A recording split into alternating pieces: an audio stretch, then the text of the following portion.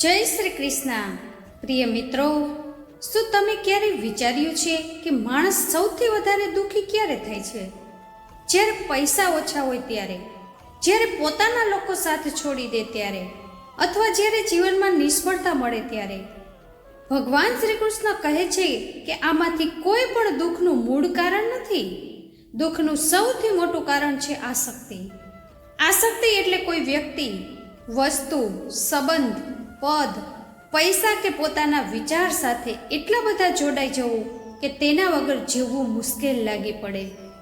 આજે આપણે એક એવા રહસ્યને સમજવાના છીએ જે સમજી જાય પછી માણસ દુનિયામાં બધું કરી શકે છે, પરંતુ દુનિયાની કોઈ વસ્તુ તેને અંદરથી તોડી શકતી નથી. કલ્પના કરો, રાત્રિના લગભગ 12 વાગ્યા છે. બહાર ભારે વરસાદ વરસી રહ્યો છે. એક સંત પોતાના શિષ્ય સાથે મુસાફરી કરી રહ્યા છે. આ વરસાદમાં તેમને ક્યાંય આશરો મળતો નથી. અચાનક સંતને યાદ આવે છે કે આ શહેરમાં તેમનો એક જૂનો મિત્ર રહે છે. બંને તેના ઘરે પહોંચે છે.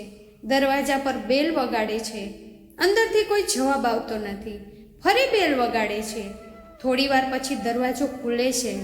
ઘરનો માલિક ઊંઘમાંથી જાગેલો હોય છે. સામે સંતને જોઈને આનંદથી નમી જાય છે અને પ્રેમથી અંદર બોલાવે છે. થોડી વારમાં સંત પૂછે છે, આટલો સમય કેમ લાગ્યો? ઘરનો માલિક હસીને કહે છે, મહારાજ, પહેલાં હું જોવા ગયો કે દરવાજા પર કોણ છે. સંત ફરી પૂછે છે, એમાં આટલો સમય કેમ લાગ્યો? તે માણસનો જવાબ ખૂબ જ ઊંડો હતો. તે બોલ્યો, પહેલાં હું ખાતરી કરવા માંગતો હતો કે મારા દરવાજા પર ઊભેલો માણસ સાચે તમે છો કે નહીં. સંત હસ્યા અને કહ્યું, તું દરવાજો ખોલવામાં મોડો પડ્યો નથી. તું જીવનનું સૌથી મોટું સત્ય સમજી ગયો છે. કારણ કે માણસ કોઈને પોતાના ઘરમાં ત્યારે જ પ્રવેશ આપે છે જ્યારે તેના પ્રત્યે મનમાં લાગણી હોય. લાગણી હોય એટલે જોડાણ થાય. જોડાણ થાય એટલે આસક્તિ જન્મે. અને જ્યાં આસક્તિ જન્મે છે ત્યાં સુખ અને દુઃખ બંને સાથે આવે છે. ભગવાન શ્રી કૃષ્ણ સમજાવે છે કે પ્રેમ કરવો ખોટો નથી. સંબંધો રાખવા ખોટા નથી. પરિવારને પ્રેમ કરવો પણ ખોટો નથી. પરંતુ જ્યારે પ્રેમ ધીમે ધીમે આસક્તિમાં બદલાઈ જાય છે ત્યારે માણસનું સુખ પોતાના હાથમાંથી નીકળી જાય છે. આસક્તિનો અર્થ છે હું આના વગર રહી જ નથી શકતો. અને આ જ વિચાર માણસને અંદરથી નબળો બનાવી દે છે. આપણે ઘણીવાર કહીએ છીએ, મારા વગર આ ઘર નહીં ચાલે, મારા વગર ઓફિસ બંધ થઈ જશે, મારા વગર પરિવારનું શું થશે. આ વાક્યોમાં પ્રેમ ઓછો અને આસક્તિ વધુ છુપાયેલી હોય છે. ભગવાન શ્રી કૃષ્ણ કહે છે, જ્યાં હું ખૂબ મોટો થઈ જાય છે ત્યાં શાંતિ ધીમે ધીમે ગાયબ થવા લાગે છે. કારણ કે પછી દરેક ઘટના આપણા મનને હલાવી દે છે. લોકો આપણી વાત માને તો આનંદ, ન માને તો દુઃખ. કોઈ વખાણ કરે તો આનંદ, ટીકા કરે તો ગુસ્સો. આ બધું બહાર નથી બનતું, આપણા મનની અંદર બનતું હોય છે. હવે એક પુસ્તકમાં આપેલો ખૂબ જ સુંદર પ્રસંગ સમજીએ. એક ભાઈ હતા, સુરેશભાઈ. તેઓ પોતાના કામમાં ખૂબ જ નિષ્ઠાવાન હતા. રોજ સમયસર ઓફિસ જતા, ઘરનું પણ ધ્યાન રાખતા. બધાને લાગતું કે તેઓ ખૂબ શાંત સ્વભાવના માણસ છે. પરંતુ એક દિવસ કોઈએ તેને પૂછ્યું, તમને સૌથી વધુ ડર કઈ વાતનો લાગે છે? સુરેશભાઈ થોડા સમય માટે ચૂપ રહ્યા. પછી ધીમેથી બોલ્યા, મને ડર એ વાતનો લાગે છે કે એક દિવસ હું જે કામ સાથે જોડાયેલો છું, જો એ મારી પાસેથી છૂટી જશે તો હું શું કરીશ? આ એક સામાન્ય જવાબ લાગશે, પણ આ જ જવાબમાં આખું જીવન છુપાયેલું હતું. સુરેશભાઈને પોતાના કામથી પ્રેમ નહોતો, માત્ર તેઓને પોતાના કામ સાથે પોતાની ઓળખ જોડી ચૂક્યા હતા. એટલે જ કામ જશે તો તેમને લાગશે કે હું જ ખોવાઈ ગયો. આ જ આસક્તિ છે. ભગવાન શ્રી કૃષ્ણ સમજાવે છે, કર્મ સાથે જોડાવો, પરંતુ પોતાની ઓળખ કર્મ સાથે ન જોડો. કારણ કે કામ બદલાય છે, સમય બદલાય છે, પરિસ્થિતિ બદલાય છે, પણ તમારું સાચું અસ્તિત્વ ક્યારેય બદલાતું નથી. જો માણસ પોતાની ઓળખ, પદ, પૈસા, સંબંધ કે સફળતા સાથે બાંધી દે તો એક દિવસ આ બધું બદલાય ત્યારે તે અંદરથી તૂટી જાય છે. પણ જે પોતાની ઓળખ પોતાના અંતરના શાંત સ્વરૂપ સાથે જોડે છે તેને કોઈ પરિસ્થિતિ હલાવી શકતી નથી. આજના સમયમાં મોટાભાગના લોકો બહારથી સફળ દેખાય છે, પણ અંદરથી સતત ડરતા રહે છે, કારણ કે તેમની ખુશી કોઈ વસ્તુ પર ટકી છે. કોઈને પૈસાનો આધાર છે, કોઈને સંબંધનો, કોઈને પ્રસિદ્ધિનો, કોઈને પોતાના હોદ્દાનો.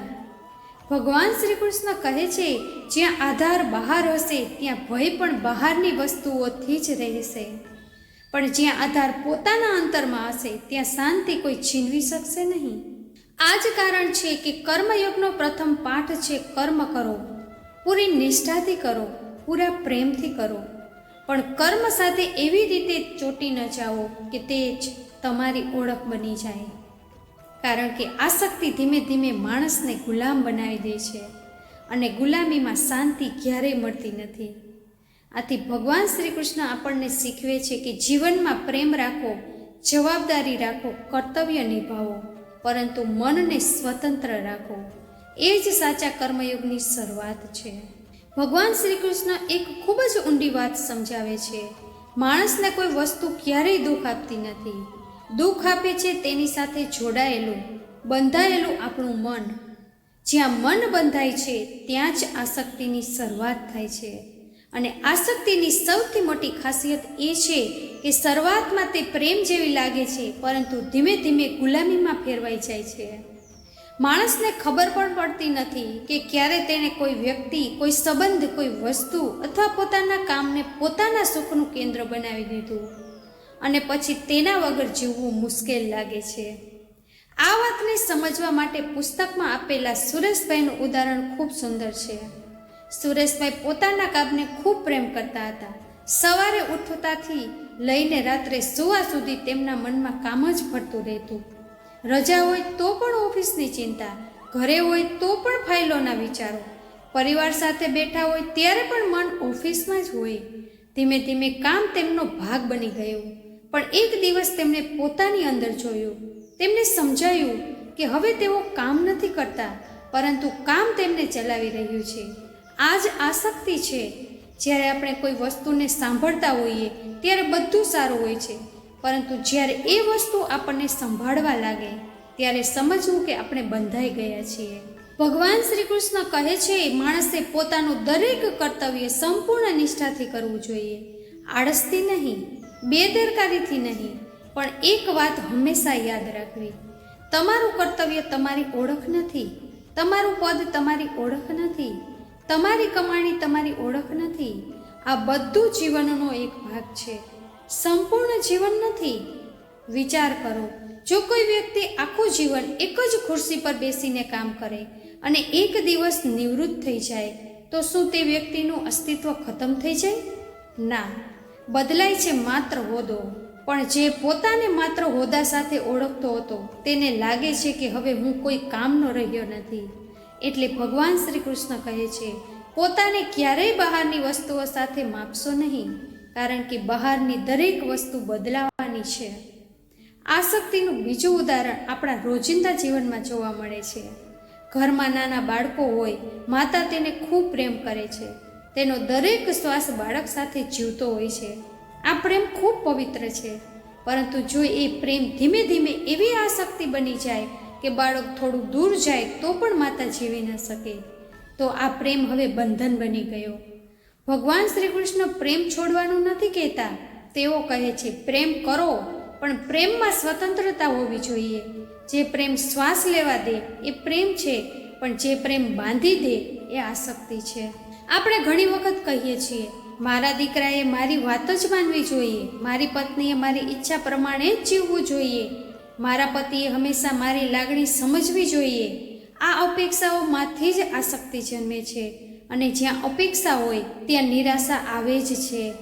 ભગવાન શ્રી કૃષ્ણ કહે છે, તમારું કર્તવ્ય પ્રેમ આપવાનું છે. સામેની વ્યક્તિ તમારી અપેક્ષા મુજબ જ વર્તે એ જરૂરી નથી. જ્યારે આપણે આ વાત સ્વીકારી લઈએ છીએ ત્યારે મન હળવું થવા લાગે છે.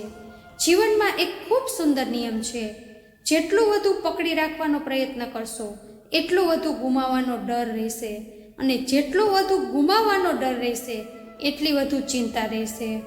ભગવાન શ્રી કૃષ્ણ સમજાવે છે, ભયનું મૂળ પણ આસક્તિ જ છે, કારણ કે જ્યાં આ મારું છે એવો ભાવ આવે ત્યાંથી આ ખોવાઈ જશે એવો ભય જન્મે છે. અને જ્યાં ભય હોય ત્યાં શાંતિ ક્યારેય રહેતી નથી. એટલે કર્મયોગ આપણને એક અનોખો રસ્તો બતાવે છે. કામ છોડવાનો નથી, પરિવાર છોડવાનો નથી, જવાબદારી છોડવાની નથી, પરંતુ મનમાંથી મારું, માત્ર મારું એવો ભાવ ધીમે ધીમે ઓછો કરવાનો છે. કારણ કે જે માણસ દરેક વસ્તુને ભગવાનની ભેટ માનીને સ્વીકારે છે તેને ગુમાવવાનો ડર પણ ઓછો રહે છે. અને જે માણસ દરેક વસ્તુને પોતાની મિલકત માને છે તે આખું જીવન ચિંતા અને અસુરક્ષામાં જીવે છે. ભગવાન શ્રી કૃષ્ણનો ઉપદેશ ખૂબ સરળ છે. જીવનમાં બધું રાખો, પરંતુ જીવનનું કેન્દ્ર ભગવાન અને પોતાનું શાંત મન રાખો. કારણ કે જેનું કેન્દ્ર બદલાતું નથી તેનું જીવન પણ ક્યારેય હચમચતું નથી. અને જેનું કેન્દ્ર બહારની વસ્તુઓમાં હોય તેનું સુખ પણ બહારની પરિસ્થિતિઓ સાથે બદલાતું રહે છે. આ રીતે ધીમે ધીમે માણસ સમજવા લાગે છે કે સાચો કર્મયોગ કર્મ છોડવામાં નથી, પરંતુ કર્મ કરતાં કરતાં મનને આસક્તિમાંથી મુક્ત કરવામાં છે. માણસ ઘણીવાર એક મોટી ભૂલ કરે છે. તેને લાગે છે કે પ્રેમ અને આસક્તિ એક જ વસ્તુ છે. પણ ભગવાન શ્રી કૃષ્ણ કહે છે કે આ બંને વચ્ચે આકાશ જમીન જેટલો તફાવત છે. પ્રેમ માણસને મુક્ત બનાવે છે, જ્યારે આસક્તિ માણસને બાંધી દે છે. પ્રેમમાં આનંદ હોય છે, આસક્તિમાં ભય હોય છે. પ્રેમમાં વિશ્વાસ હોય છે, આસક્તિમાં સતત ચિંતા હોય છે. અને જ્યાં ભય અને ચિંતા હોય ત્યાં શાંતિ ક્યારેય રહેતી નથી. આ વાતને સમજવા માટે પુસ્તકમાં એક ખૂબ જ સુંદર ઉદાહરણ આપવામાં આવ્યું છે. એક માતા હતી. તે પોતાના પુત્રને ખૂબ પ્રેમ કરતી હતી. બાળપણથી લઈને યુવાની સુધી તેણે પોતાના દીકરાને ખૂબ જ લાડથી મોટો કર્યો. દીકરો જ તેનું આખું વિશ્વ હતું.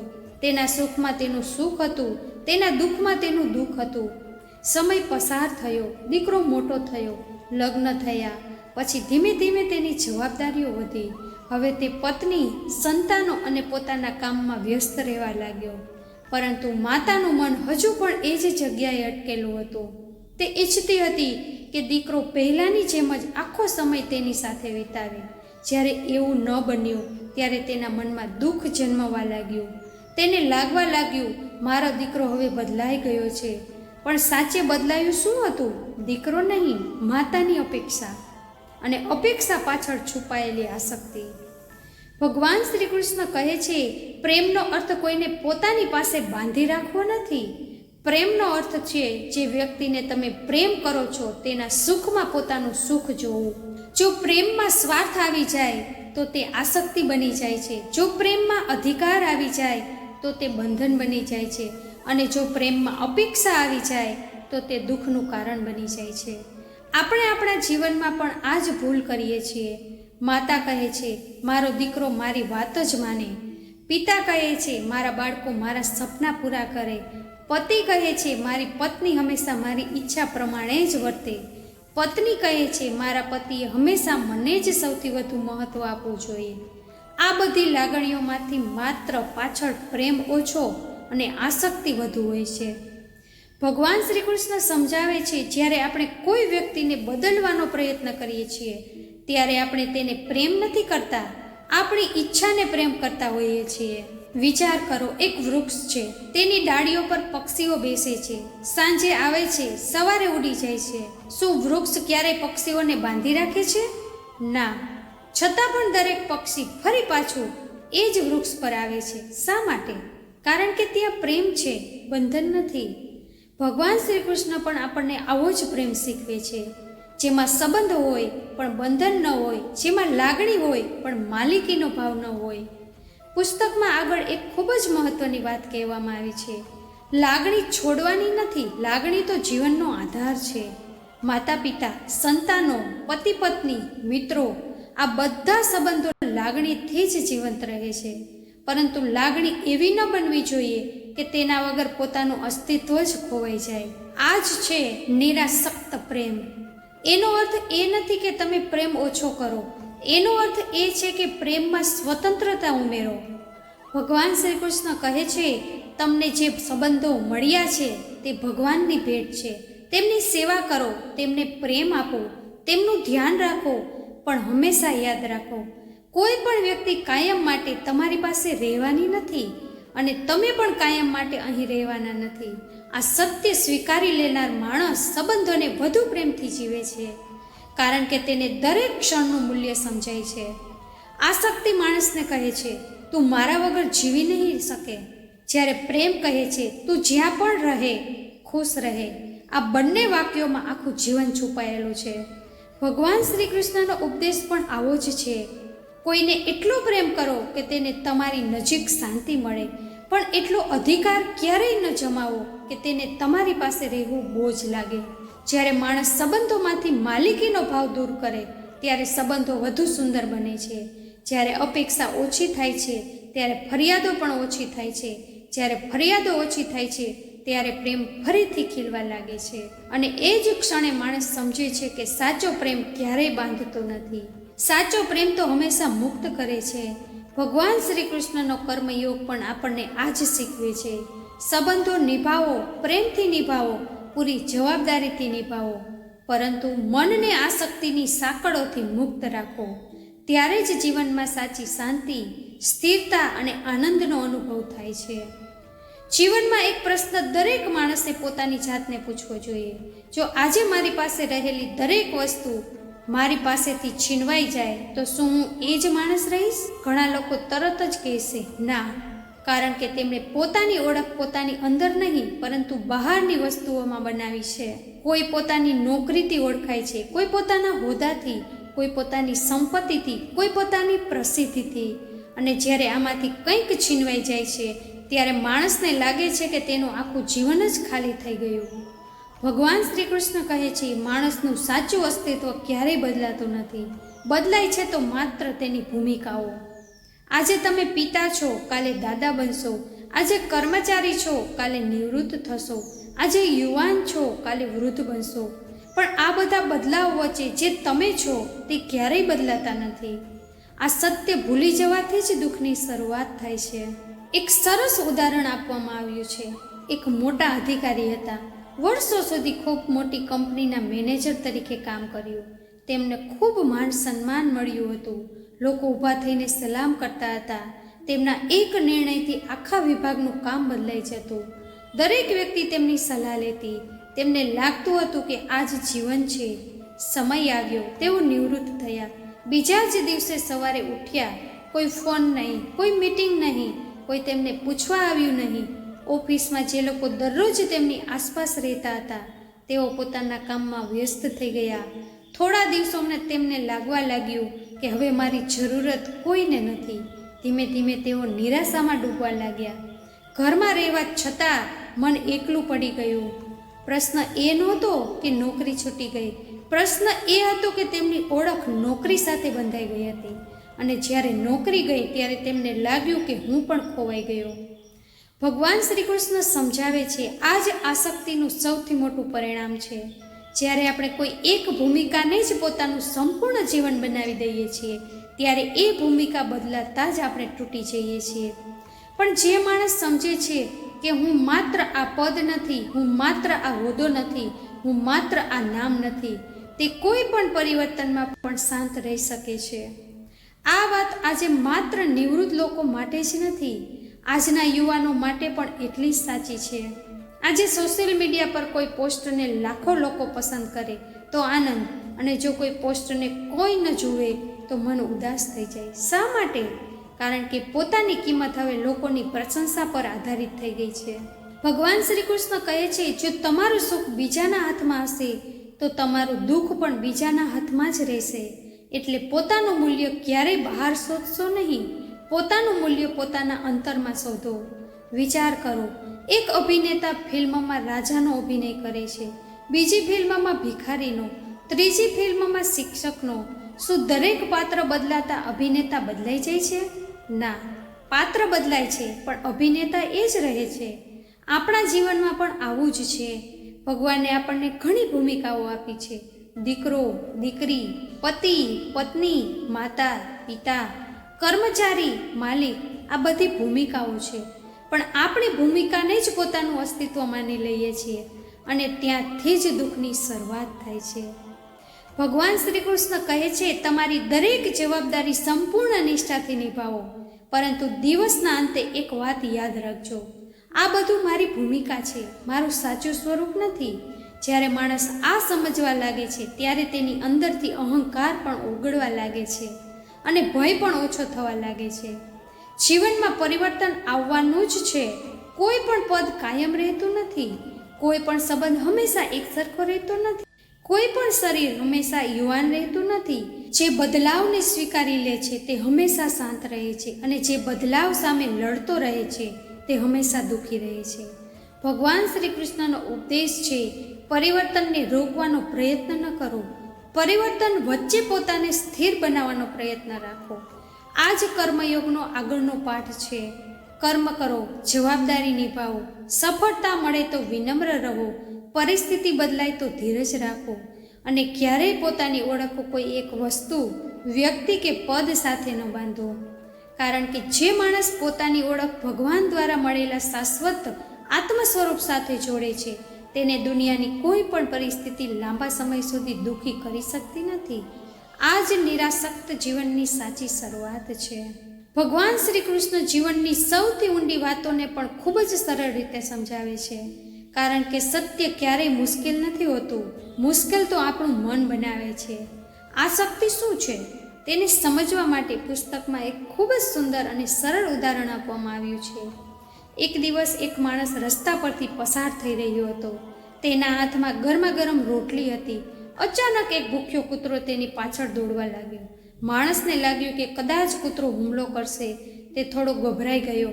પછી તેણે વિચાર્યું, આ કૂતરો મારી પાછળ કેમ દોડી રહ્યો છે? થોડીવાર પછી તેને સમજાયું, કૂતરાને મારી સાથે કોઈ લેવા દેવા નથી. તેને તો માત્ર મારા હાથમાં રહેલી રોટલી જોઈએ છે. એટલે તેણે રોટલી દૂર ફેંકી દીધી અને થયું પણ એવું જ. કૂતરો તરત જ માણસને છોડીને રોટલી તરફ દોડી ગયો. માણસ શાંતિથી પોતાના રસ્તે આગળ વધ્યો. હવે થોડું ઊંડાણથી વિચારીએ.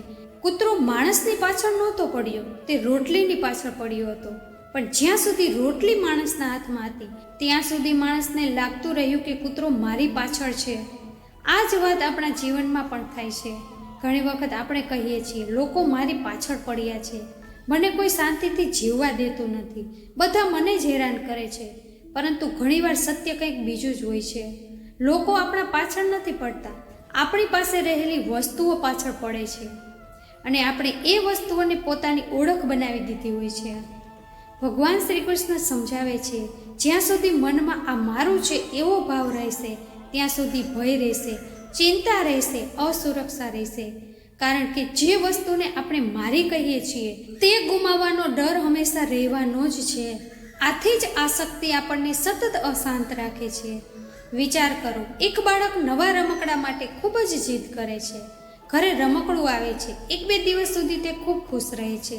પછી થોડા દિવસોમાં એ જ રમકડું ઘરના ખૂણામાં પડેલું રહે છે. હવે તેને બીજા રમકડાની ઈચ્છા થાય છે. એટલે સુખ રમકડામાં નહોતું, સુખ તો થોડા સમય માટે મનની કલ્પનામાં હતું. આપણે મોટા થઈએ છીએ પણ મનની આ આદત બદલાતી નથી. બાળપણમાં રમકડું, યુવાનીમાં મોબાઈલ, પછી કાર, પછી મોટું ઘર, પછી વધુ પૈસા, પછી વધુ પ્રતિષ્ઠા. એક ઈચ્છા પૂરી થાય ત્યાં બીજી ઊભી થઈ જાય. ભગવાન શ્રી કૃષ્ણ કહે છે, જે મન બહારની વસ્તુઓમાં સુખ શોધે છે ને તે ક્યારેય સંપૂર્ણ સંતોષ પામતું નથી.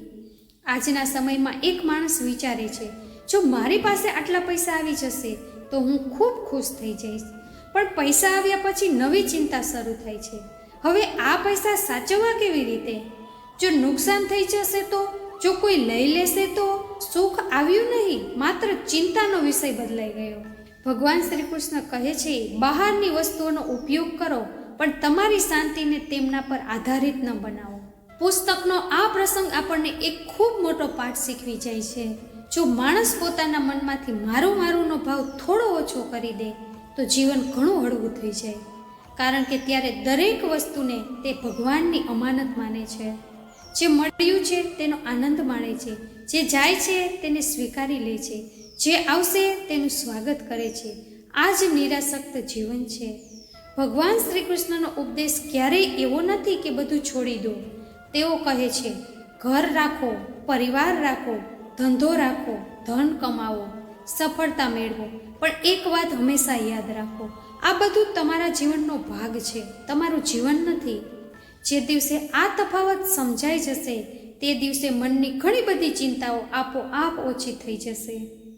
એક નદીમાં વહેતું પાણી જુઓ, તે કોઈ એક પથ્થરને પકડીને ઊભું રહેતું નથી, તેથી તે હંમેશા સ્વચ્છ રહે છે. જો એ જ પાણી એક જગ્યાએ અટકી જાય તો થોડા સમયમાં દુર્ગંધ આવવા લાગે. આપણું મન પણ એવું જ છે. જ્યાં તે કોઈ વ્યક્તિ, વસ્તુ કે વિચાર સાથે અટકી જાય ત્યાં આસક્તિ જન્મે છે, અને જ્યાં આસક્તિ જન્મે છે ત્યાં દુઃખ પણ જન્મે છે. ભગવાન શ્રી કૃષ્ણ આપણને વહેતા પાણી જેવું જીવન જીવવાનું શીખવે છે. પ્રેમથી જીવો, જવાબદારીથી જીવો, પણ મનને કોઈ પણ વસ્તુનો કેદી ન બનવા દો, કારણ કે સાચી સ્વતંત્રતા બહારની નહીં, અંદરની હોય છે. અને જે માણસ અંદરથી સ્વતંત્ર બની જાય છે તેને દુનિયાની કોઈ પણ પરિસ્થિતિ લાંબા સમય સુધી અશાંત કરી શકતી નથી. અહીં એક પ્રશ્ન દરેકના મનમાં આવે છે, જો આસક્તિ દુઃખનું કારણ છે તો શું ભગવાન શ્રી કૃષ્ણ આપણને ઘર પરિવાર છોડવાનું કહે છે? શું ધંધો છોડી દેવાનો? શું પૈસા કમાવવા ખોટા છે? શું સંબંધોમાં પ્રેમ કરવો ખોટો છે? ના, ભગવાન શ્રી કૃષ્ણ આવું કંઈ પણ કહેતા નથી. તેઓ જીવનમાંથી ભાગી જવાનું શીખવતા નથી. તેઓ જીવનને યોગ્ય રીતે જીવવાનું શીખવે છે. તેઓ કહે છે, સંસારમાં રહો, પરંતુ સંસારને તમારા મનમાં ન રહેવા દો. આ જ નિરાશક્તિનું સાચું રહસ્ય છે. એક પુસ્તકમાં આ માટે એક ખૂબ જ સુંદર ઉદાહરણ આપવામાં આવ્યું છે. મુંબઈ શહેરમાં લાખો લોકો રહે છે. ત્યાં રોજ હજારો લોકો આવે છે, કોઈ નોકરી માટે, કોઈ વેપાર માટે, કોઈ અભ્યાસ માટે, કોઈ વર્ષો સુધી ત્યાં રહે છે, કોઈ મોટા દિવસો માટે. પરંતુ એક વાત વિચારો, શું દરેક વ્યક્તિ મુંબઈ સાથે સમાન રીતે જોડાયેલી હોય છે? ના. કેટલાક લોકો ત્યાં રહે છે પણ તેમનું મન પોતાના ગામમાં રહે છે, અને કેટલાક એવા હોય છે કે મુંબઈ છોડવાનો વિચાર આવે તો પણ તેઓ બેચેન થઈ જાય છે.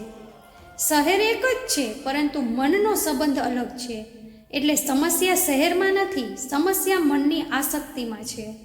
ભગવાન શ્રી કૃષ્ણ કહે છે, સ્થળ બદલવાથી શાંતિ મળતી નથી, મનની સ્થિતિ બદલવાથી શાંતિ મળે છે.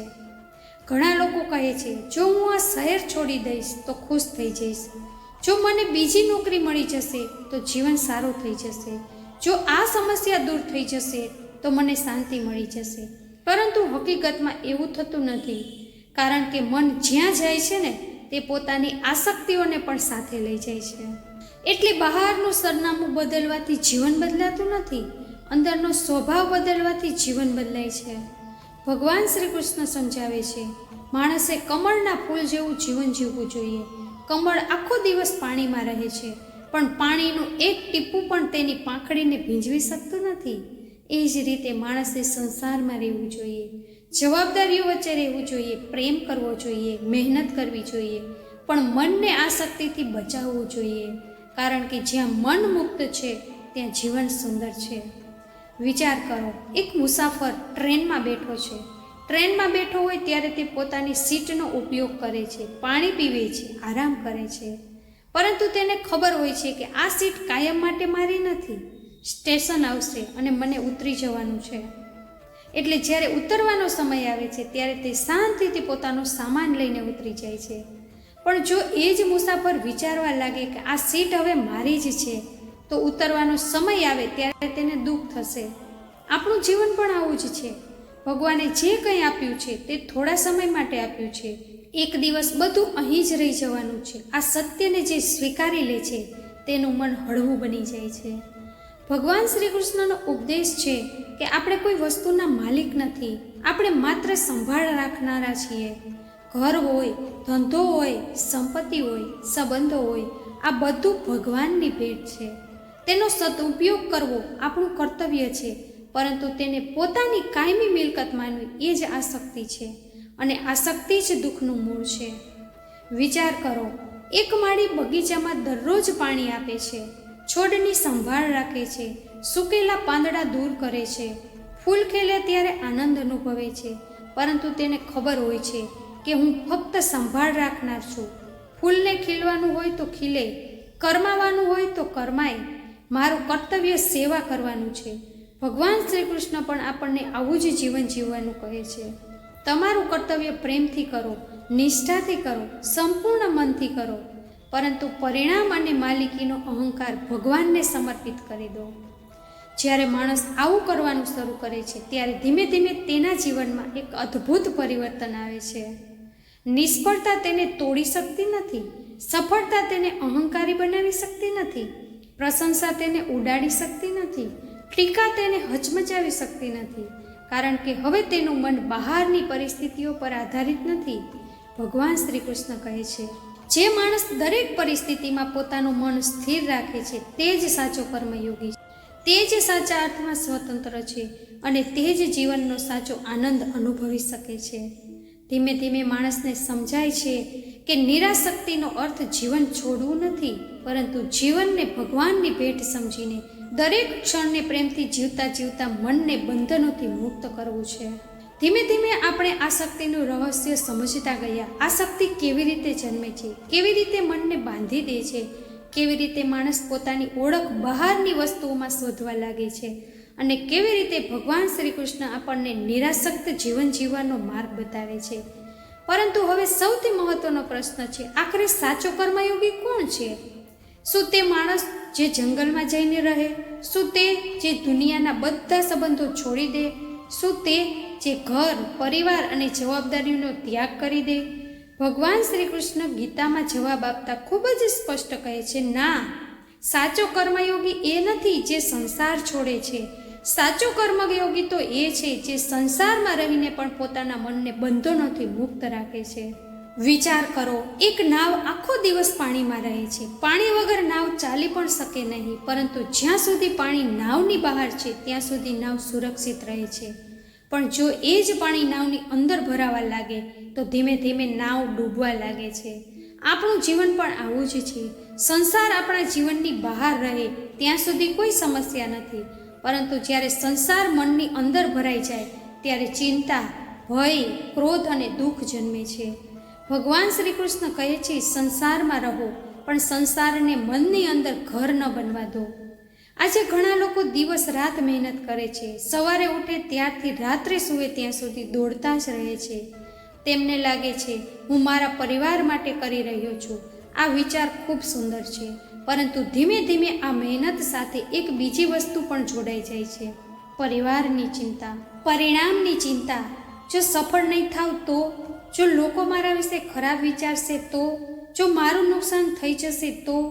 આ વિચારો માણસની ઊંઘ છીનવી લે છે. ભગવાન શ્રી કૃષ્ણ સમજાવે છે, તમારી મહેનત તમારા હાથમાં છે, પરંતુ પરિણામ સંપૂર્ણપણે તમારા હાથમાં નથી. એટલે જે વસ્તુ તમારા હાથમાં નથી તેની ચિંતા કરીને પોતાનું મન શા માટે દુઃખી કરવું?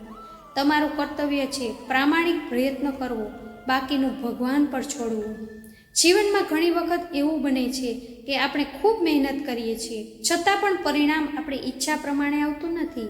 એ સમયે ઘણા લોકો ભગવાનને દોષ આપે છે, પોતાના નસીબને દોષ આપે છે, પોતાના જીવનથી નિરાશ થઈ જાય છે. પણ ભગવાન શ્રી કૃષ્ણ કહે છે, દરેક પરિણામ પાછળ કોઈ ને કોઈ ઊંડો હેતુ છુપાયેલો હોય છે.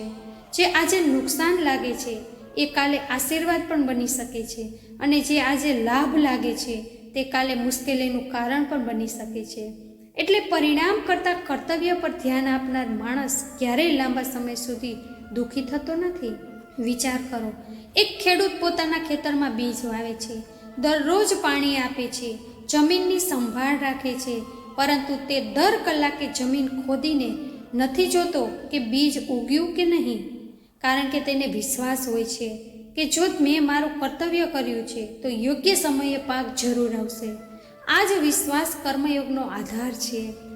ભગવાન શ્રી કૃષ્ણ ગીતામાં કહે છે, ધીરજ વગર કર્મયોગ અધૂરો છે, વિશ્વાસ વગર કર્મયોગ અધૂરો છે, અને સમર્પણ વગર કર્મયોગ અધૂરો છે. સાચો કર્મયોગી સફળતામાં પણ શાંત રહે છે, કારણ કે તેને અહંકાર નથી, અને નિષ્ફળતામાં પણ શાંત રહે છે, કારણ કે તેને નિરાશા નથી.